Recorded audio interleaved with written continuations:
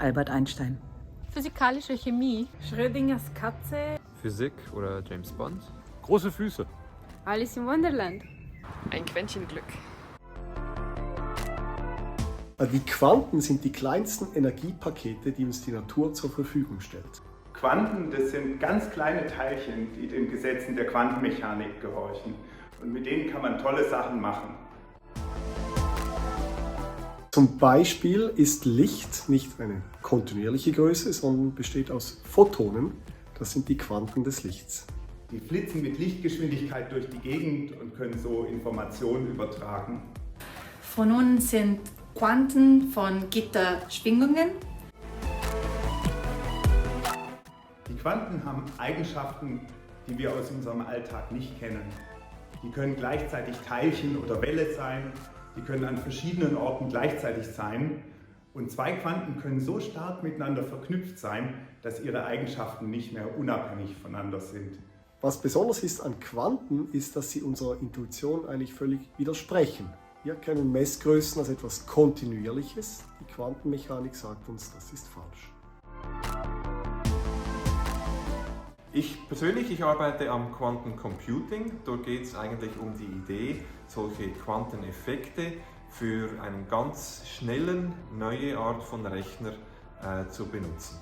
Wir untersuchen Quanteneffekte, die in Halbleitern auftreten, wenn wir die Strukturen so klein machen, dass wir einzelne Elektronen sehen können.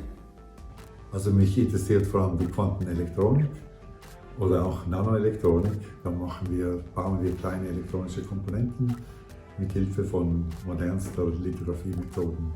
Mich interessiert die Quantensensorik ganz besonders. Da kann man Quantensysteme nutzen, um unglaublich präzise, neuartige Messgeräte zu realisieren.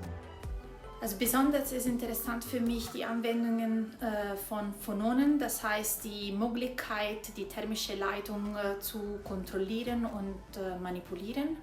Und auch in dieser Interaktion zwischen Photonen und Phononen sind sehr interessante Anwendungen möglich.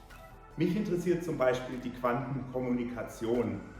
Da übertragen Lichtteilchen Informationen über große Distanzen und man kann sicherstellen, dass das nicht abgehört wurde.